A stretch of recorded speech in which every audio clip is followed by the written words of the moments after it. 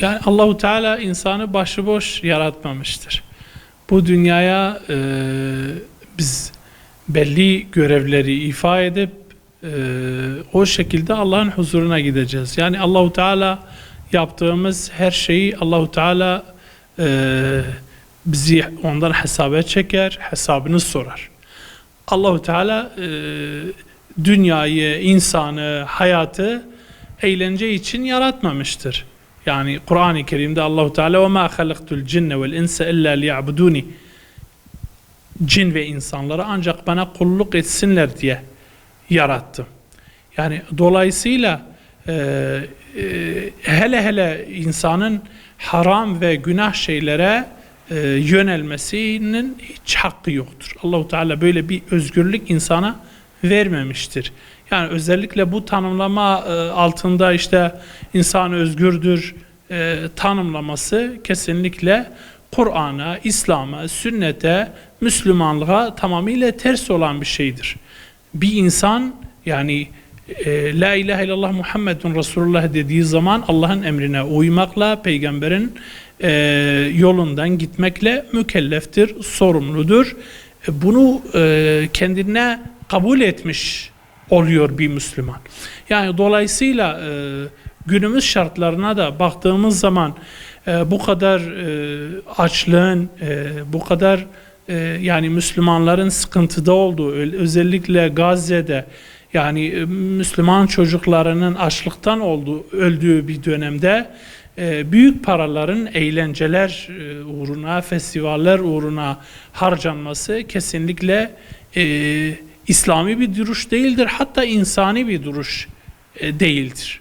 Yani Kur'an-ı Kerim'de Allahu Teala yani kötü insanları işte keyif ve zevklerine dalmakla Allahu Teala onların kötü yönlerini belirtiyor ve böyle insanların yani hatta cehenneme girenlerden onlara sorulduğu zaman yani siz ne yaptınız dünya hayatında, diyorlar ki yani biz hayatı keyif ve eğlenceden ibaret biliyorduk. Bu şekilde kendilerine bir hayat tanımladıkları için böyle bir hezeyana, böyle bir kayba, böyle bir azaba müstehak olan insanlardan Allahu Teala Kur'an-ı Kerim'de bize bahsetmiştir. Dolayısıyla evet Peygamberimiz sallallahu aleyhi ve sellem komşusu aç yatar iken tok yatan bizden değildir. Yani buyurmuştur. Yani değil eğlenceden, işte haramdan, keyfinden insanın kendi esas rızkından bile fedakarlık edip Müslüman kardeşleriyle, aç Müslümanlarla, sıkıntıda, darlıkta olan Müslümanlarla paylaşılması gerekirken böyle bir şeye teşebbüs etmek asla ne insanidir, ne İslamidir, ne ahlakidir. Kesinlikle İslam'a, Müslümanlığa, insanlığa sığmayan bir şeydir. Yani tabii ki bunu böyle gelişi güzel bir olay olarak bu tür şeylere bakmak yanlıştır. Yani bunun arka planında mutlaka yani gençliği saptırma, kötü şeylere alıştırma, yani bunun zemininde gençleri, Müslüman çocukları İslam'dan uzaklaştırma, harama alıştırma, kötü yola sevk etme teşebbüsleri mutlaka vardır. Yani ayet-i kerimede Allahu Teala diyor ve inne şeyatine leyuhune ila evliyaihim liyucadilukum fi'd-din.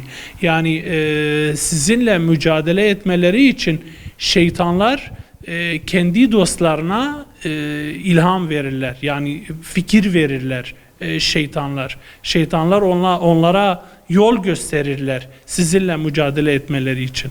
Yani bu hak ve batıl mücadelesinde, iman ve küfür mücadelesinde nasıl ki bir Müslüman insanı imana, İslam'a, Allah'ın emrine çağırıyorsa, yani bir şeytan taraftarı, bir şeytan kontrolünde olan insanda bunun tam tersini her zaman yapmak ister.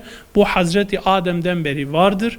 Kıyamete kadar var olacak olan bir şeydir. Önemli olan Müslümanın kendi duruş noktasını, kendi yapacağı şeyi, yürüyeceği yolu hak ve hakikat çerçevesinde belirlemesi gerekir. Yani attığın adımın hesabı sorulur, kullandığın sözün hesabı sorulur, harcadığın paranın hesabı sorulur.